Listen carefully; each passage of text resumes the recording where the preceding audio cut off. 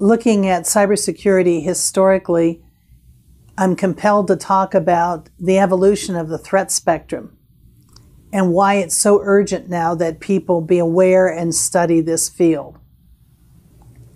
When we started experiencing mischief online, we were looking at young kids who'd stay up all night hacking into, say, the grading system at their high school and changing grades. It was a bit like vandalism. I can remember having downloaded a Word document and it had a macro virus attached, and it unleashed a wrecking ball on my desktop, and it would go back and forth and eliminate everything on my desktop that I'd have to replace later on. Now, I yearn for the good old days because we very quickly saw that organized crime began to find access to the internet and begin to squeeze out mischief makers to replace it with some serious efforts to compromise people's finances, steal money, extort folks.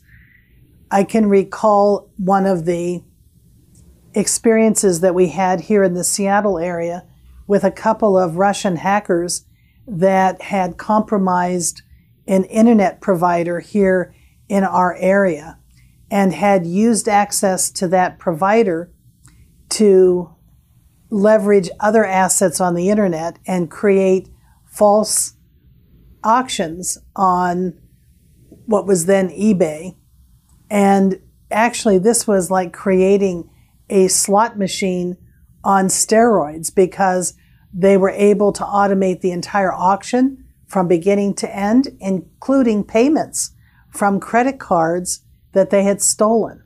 And this would result in money being funneled to their accounts. And in the space of about 9 months, they were able to take anywhere from $9 to $10 million.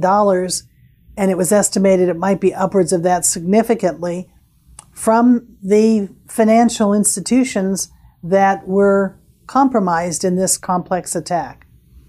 So criminals began to understand that it was a lot easier to rob banks online than it was to go through the front door of a bank with a gun and risk life and limb. And the crimes got increasingly more sophisticated, and we saw increasingly nefarious kinds of activity online. And we began to see terrorism and nation states begin to get engaged in activity online that would feed their national objectives. This took place over a period of about a decade, and as I said, gradually squeezed the mischief out of our concern, and we began to focus on the criminal element and the nation-state activity that was a problem.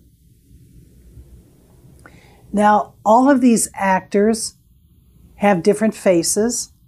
The young kid that is hacking into a system, the criminal, a nation-state adversary, use similar approaches.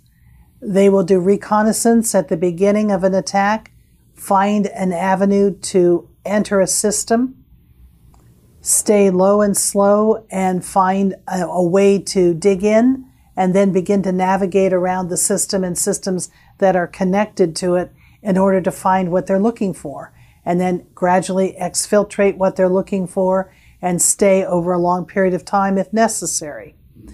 Recent data breach reports indicate that the average data breach is not discovered in an organization for over 200 days, almost the better part of a year.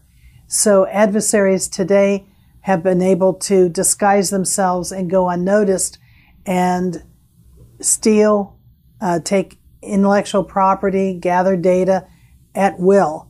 And so this process is pretty much the same no matter who the adversary. It's a matter of how do we operationalize cybersecurity within our organizations to detect this activity and defend against it.